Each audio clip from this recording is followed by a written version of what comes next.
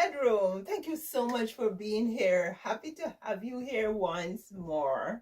My name is Valerine. Now, we may take it for granted that we all know how to measure to make flat sheets, DIY flat sheets.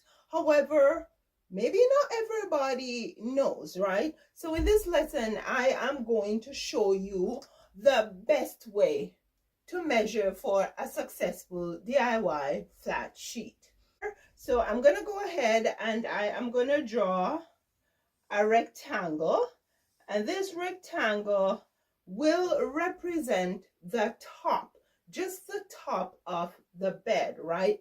No drops, just the top from corner to corner. And we are going to go ahead and measure the length and the width. Now there's a trick for measuring the length of your flat sheet. Let's just put this over here. And the trick is, you need to make sure when you are measuring, you have your pillow on the bed. Why, you may ask? Because sometimes we do put our pillows under the flat sheet and tuck the sheet in, right? And if you don't measure with the pillow on the bed, then your sheet is not gonna be long enough, right? So we take our measuring tape, either a plastic tape or a cloth tape, a fabric tape, not a rigid tape, right? Because we need to curl it, right? So we are gonna go ahead and just go right down to the top of the mattress. Then we're gonna take our tape and we are going to tuck it under. Now you can tuck it under for 6 inches, whatever is comfortable for you to do. And then we're going to go ahead and stretch the tape out, go all the way to the end of the mattress. Now we're not going down, we're still on top. And here I have 96 inches, right? So let's go ahead and write our 96 inches. Length, 96 inches. Now, before we go on to the rest of what we need for the length, let's do the width. We're gonna put width over here. For the width of the bed, we don't need to concern ourselves with the pillow.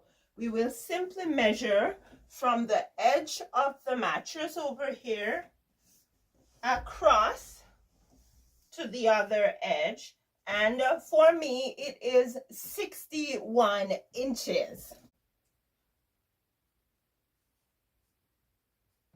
Now the next thing we need to do is measure the drop. The drop is from the edge of the mattress here all the way down to wherever you want your sheet to be. So for me, let's go 20 inches, right? Now you can put it all the way to the floor if that is what you desire. So what we'll do is, for the width, we'll take 20 inches and multiply that by 2. And we multiply by 2 because we have 2 sides, right? And so it's going to be 61 inches plus 40 inches. That's 101 inches.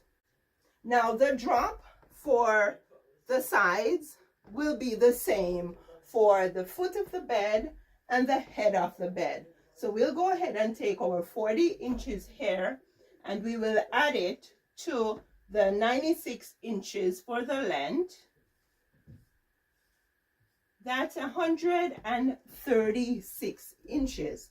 The last thing we need to add to our measurements are the increments for a double hem. Now a 1-inch double hem on your flat sheet is good enough, right?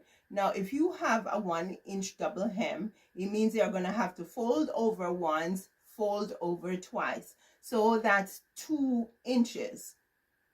So we'll have 2 inches for the left, 2 inches for the right. That's 4 inches we'll need to add to our width. So that's 105 inches. We'll add the same thing to our length. We'll add 4 inches. That's 6 and 4, 10.